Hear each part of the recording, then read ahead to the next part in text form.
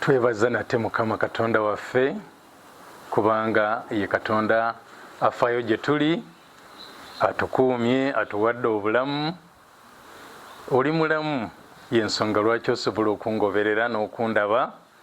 Ekyo tukyebaliza Mukama.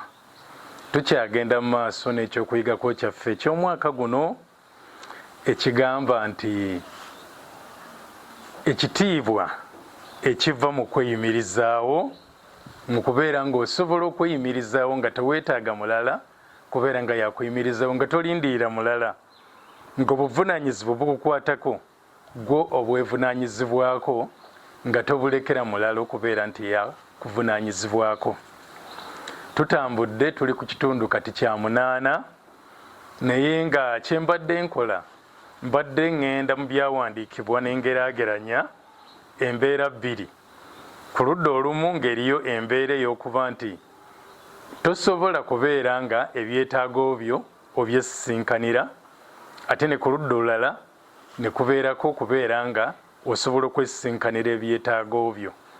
Kaakati mu byawandiikibwa ebigambo ebyo bye njogera nti okusisinkana ebyetaago byo oba okusobola okweyimirizaawo oba obutasobola kweyimirizaawo tebyawandiikibwa bwe bityo mu byawandiikibwa. Kyetwava tujjayo embeera ze ziri mu byawandiikibwa nti bwe mba nga nsobola okweyimirizaawo nga nsobola okusisinkana ebyetaago byange neeyimirizaawo, Bayibuli eba empita ti ndi mugagga. Ate bwe mbeera nga sisobola kusisinkana byetaago byange nga mulala yabinsisinkanira, Bayibuli empita nti ndi mwavu. Naye kyenzudde nti ebigambo ebyo ebibiri bwe byasobodde okuvaayo mu byawandiikibwa, obwavu n'obugagga, ate byaleetedde bangi oba oliawo okwesittala ku ekyo kyenjigirizaako. Naye nsaba mubeere bagumiikiriza gye ndi nti kyennoonya kyenjagala tutuukeko kyekyokubeera nga tuyiga okweyimirizaawo ng'ate ebyawandiikibwa bye bitulaga nti Katonda yatutonda mu bulamu buno tusobole okweyimirizaawo, zisinkane ebyetaago byange naawe zisinkane ebibyo Katonda bw'ati bwe yateesa. Kyetuva tulaba nti Adamu ng'akyali mu lusuku nga tannaba na kwonoona, Mukama yamuwa obuvunaanyizibwa bw'okweyimirizaawo, n'amuwa olusuku n'amuteekamu n'amugamba nti olusuku luno mululime ate mululabirire, dusobole okubaviiramu bye banayimirirako, basobole okufuna ebyokulya okuva mu lusuku olwo, senga babeera nga bakoze ne balulabirira ne babeera nga balulima ne luvaamu ebibala. Kati leero nja kgenda nyongereko mu maaso katono ku nsonga eyo egeraageranya ebibiri. Njagala ongoberere bulungi kubanga bw'onaabeera nga olimu kyekubiira oyinza obutafuna bulungi kyenjagala kujjayo. Nga ne kyenjagala okujjayo kiri nti eri abamu nga twalina amadiini mwe twali ne tuva mu madiini ago ne tujja eri obulokozi. Naye nga bwe twajja eri obulokozi oba oli awo ne babeera nga ab'eŋŋanda zaffe, abazadde, emikwano nga gitukyaye, nga gituvuddeko, era ne tukivvuunula nti batuvuddeko lwakuba tulokose. Bwe nalokoka ewaffe ne bangoba, bwe tutyo bwe tutera okugamba bangoba lwa bulokozi. Naye olwaleero njagala tukkaanye nti kituufu walokoka n'okugoba baakugoba, naye oba oli awo tebaakugoba lwakuba oli mulokole, tebakugoba lwakuba wali olokose, naye bakugoba lwakubeera nga wali ogobeka. Ng'ogobeka kyentegeeza nti senga wali ng'olokose naye nga gwe obadde obayimirizaawo ng'ebyetaago byabwe gwe obisisinkana tebasobola kukugoba. Naye bw'oba ng'olokose nga n'ebyetaago byo ate oyagala bo bwe baba bisisinkana, bw'oba ogobeka bamaliriza nga bakugoba. Nti bwe mbeera nga nze nannyini nnyumba nze ndokose, nina bendabirira, nina omukyala, nina abaana, ne bwe mba nga ndokose teri ayinza kuvuma bulokozi bwange, basigala nga bakyaŋŋondera yadde ndokose. Naye bwe kibeera nga ate nze atasobola kweyimirizaawo nze ndokose, alwo abanyimirizaawo babeera balina oluwenda lunene olw'okungoba ne baŋŋamba genda tokyatugasa wayonooneka.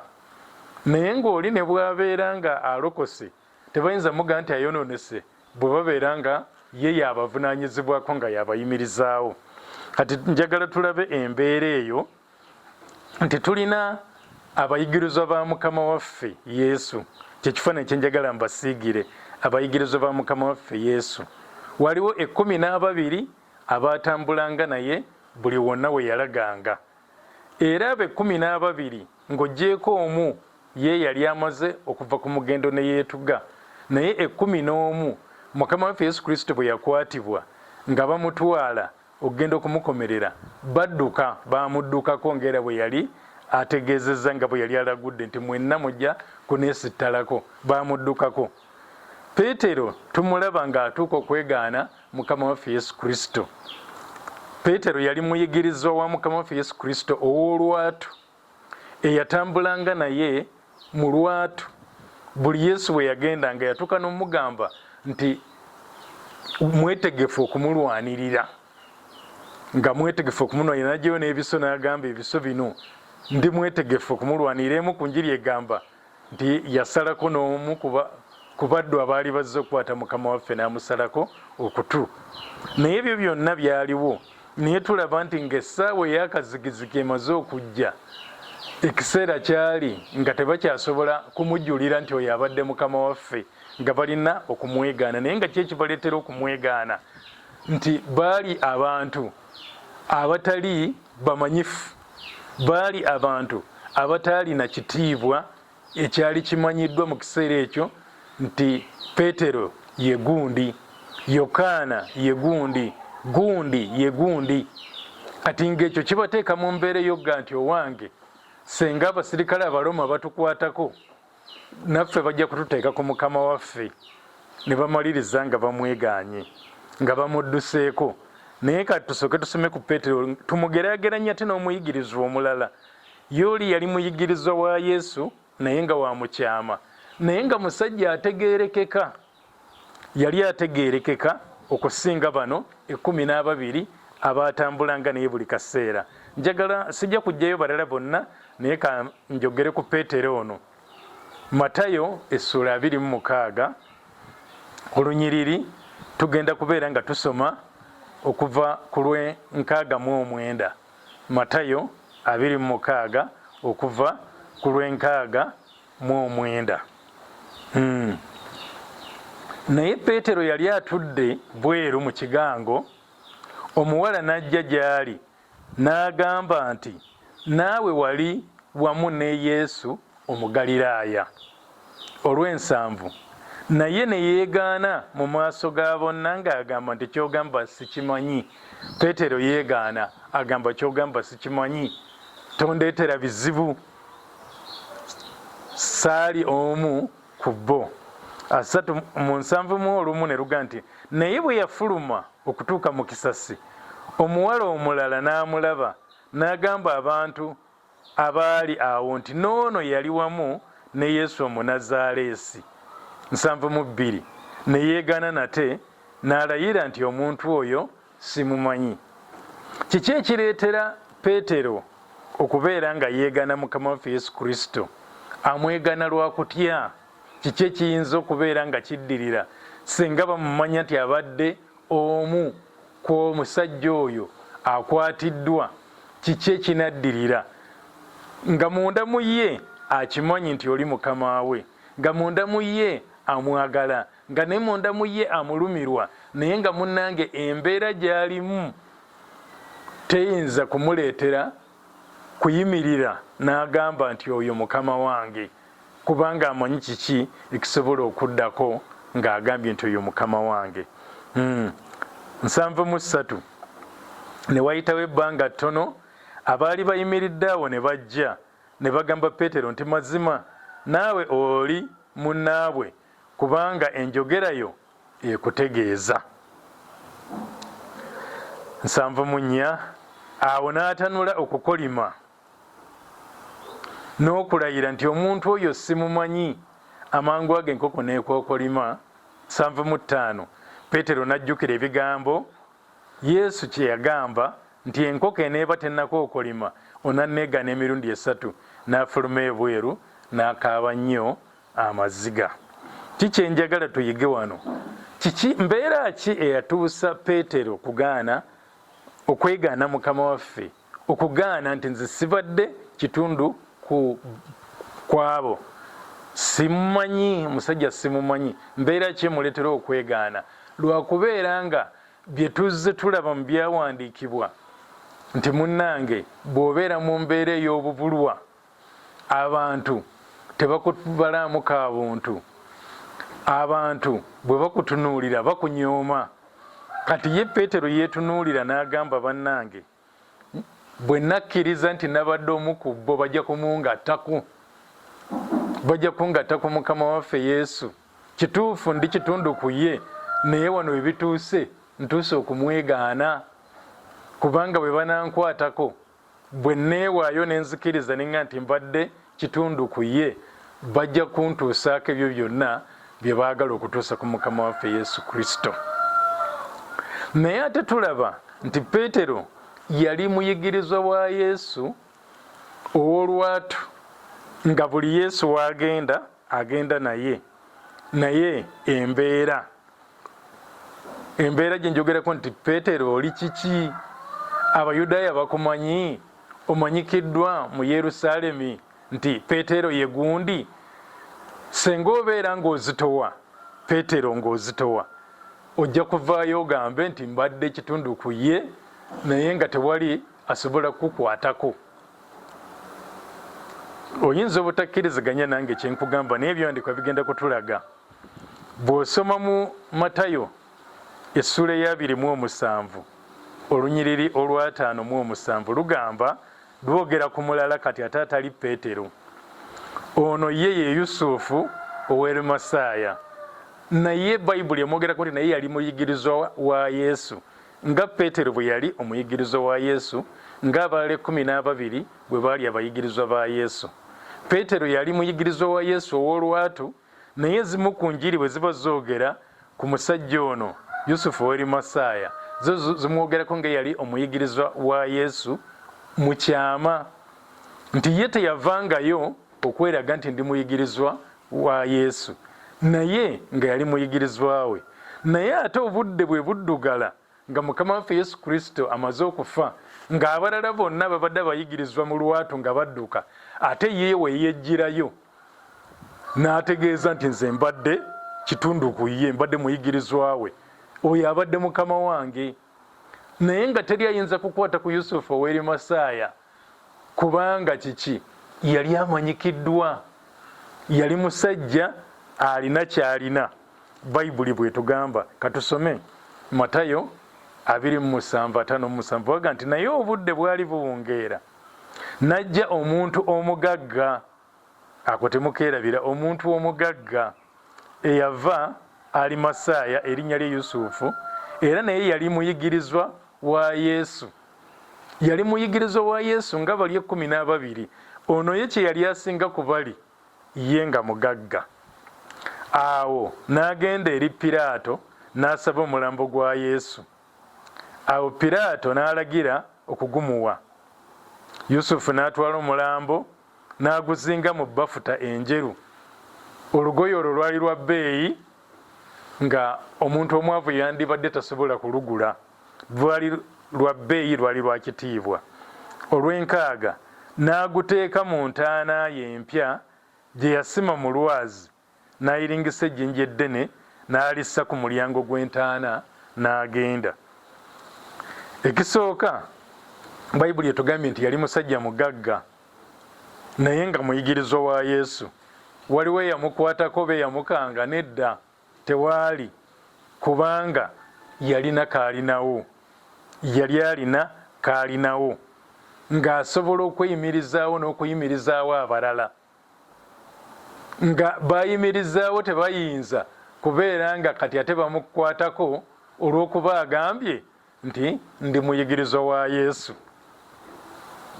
Newankubadde nga abalala abaali abayigirizwa ba Yesu bo baali badduka buddusi, naye ye ono yejjayo mu lwatu n'agamba ndi muyigirizwa wa Yesu, n'asaba omulambo, agusaba omufuzi eyaliko, n'omufuzi n'atamuddamu kigambo, n'agumuwa kubanga yali ategeerekeka, yali musajja ng'ategeerekeka, nga yeeyimirizaawo oba oliawo nga n'abalala bayimirirawo ku ye. Njagala nsome ate ekyawandiikibwa era kye kimu naye nga nkisoma mu Makko essula 15 olunyiriri olw'43. Makko 15:43 okweyongerayo. Yusufu ow'Erimasaaya omukulu ateesa ow'ekitiibwa, nga yafuna ekitiibwa. Akifuna atya? Kusobola kubeera nga yali yeeyimirizaawo ng'ategeerekeka, era yasuubiranga yennyini obwakabaka bwa Katonda amakulu. Yali musajja nga wa kitiibwa, yali musajja mugagga, naye nga musajja mukkiriza, nga mutuukirivu. Kuba bayibuli egenda nti yasuubiranga yennyini obwakabaka bwa Katonda, ng'alindirira obwakabaka bwa Katonda. Musajja mutukuvu, mugagga, ate wa kitiibwa. Bayibuli egamba n'aguma n'ayingira eri Piraato nga tatya. Yaguma olw'ekyo kye yali, n'ayingira eri Piraato nga tatya, kubanga yali amanyikiddwa, nga mumanyifu, ng'ategeerekeka, ng'alina kaalina. N'asaba omulambo gwa Yesu. 44. Awo Piraato ne yeewuunya bw'afudde amangu, n'ayita omwami w'ekitongole n'amubuuza obanga ekiseera kiyise we yakafiira. Awo bwe yakiwulira okuva eri omwami, n'awa Yusufu omulambo. Ye n'agula olugoye olw'ekitaani. Yusufu nga tekyetaagisa kumala gamba nti twesonde ffenna nga abazze tusonde amabugo. Yagula olugoye olw'ekitaani n'amuwanula, n'amakulu n'ajja omulambo gwe ku musaalaba, n'amuzinga mu lugoye olw'ekitaani olwo, lugoye olw'ebbeeyi. Yalugula ne ssente, kubanga obusobozi bwaliwo, nga si byakumala kugaa nti bannange twekwanye tusobole okufuna ate munnaffe anaaziikibwa atya, bannange twesonde. Nabagambako nti omwavu bw'afiirwa ye afiirwa byonna, kubanga n'ekyo ekyandibadde kigamba nti bannange keesi, bannange ki, byonna omwavu gwe bitunuulira bw'aba nga yafiiriddwa. Naye ate ye omugagga bw'abeera nga yafiiriddwa, tamanya na gye biva. Abantu balwanagana bulwanaganya okubireeta eri omugagga, okusobola omukubageza, okusobola omulaga nti banyoleddwa wamu naye. Kaakati ono Yusufu ye yali teyeetaaga byakusondera. Yakwata bukwasi ssente ze Bayibuli etugambye mu Lwanamu omukaga nti ye n'agula olugoye olw'ekitaani, n'agula olugoye olw'ebbeeyi, n'ajja Yesu ku musaalaba, n'amuzinga mu lugoye olwo olw'ekitaani, n'amussa mu ntaana eyasimwa mu lwazi. Teri mwavu ayinza kusima ntaana mu lwazi, naye n'omusajja yali nga yasima entaana mu lwazi, n'ayiringisiza ejjinja ku mulyango gw'entaana n'asobola okubeera nga mukama waffe aweebwa kye tuyita okuziikibwa mu kitiibwa. Yaweebwa okuziikibwa mu kitiibwa, mu Lungereza bakiyita decent burial. Naye nga kyava ku ki? Kiva ku ki? Mukama waffe Yesu Kristo asobole okubeera nga aweebwa okuziikibwa mu kitiibwa lwa nsonga nti omu ku basajja abayigirizwa be yali musajja ng'asobola okweyimirizaawo, ng'asobola okwekolera ku nsonga ze, ng'asobola okwemalirira mu ebyo by'ateekeddwa okubeera nga yeevunaanyizibwako. Yakitwala nga buvunaanyizibwa bwe obutateekeddwa kusigirwa muntu mulala yenna okulaba mukama we bw'anaaziikibwa. N'agamba ono mukama wange, n'agenda eri Piraato n'agamba oyo mukama wange, njagala omulambo gwe. Piraato n'atagaana kubanga amusaba omulambo amumanyi, yadde ng'agenda nti oyo mukama wange. Piraato yagamba nti naawe oli omu ku bali. Kubanga Yusufu yali amanyiddwa. N'amugya ku musaalaba, n'amuzinga mu lugoye olw'ebbeeyi, n'amuteeka mu ntana nayo ya bbeeyi, n'amuziika mu nziika ey'omuwendo, enziika ey'ekitiibwa, enziika eyali esanira mukama waffe. Naye ng'ebyo byonna Yusufu yabikola lwakubeera nga yalinawo, yali asobola okweyimirizaawo n'okuyimirizaawo abalala. Omwaka guno tuyiga ku okubeera nga weeyimirizaawo n'ekitiibwa ekiva mu kusobola okweyimirizaawo. Ono Yusufu yali musajja wa kitiibwa kuba yali asobola okweyimirizaawo n'okuyimirizaawo abalala.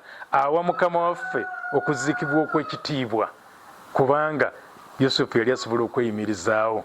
Kaakati njagala tuleme ebintu bino okubinyiigiramu oba oliawo nti twogedde ku bwavu, twogedde ku bugagga, naye ebyawandiikibwa bigenda kutuluŋŋamya okuyita mwaka guno gwonna okulaba nti Katonda yatutonda tusobole okweyimirizaawo mu bulamu buno, era kiggwanidde okweyimirizaawo, era mu kweyimirizaawo waliwo ekitiibwa ky'ogenda okwewangulira. Mukama abeere nammwe era abakole bulungi. Amiina era amiina.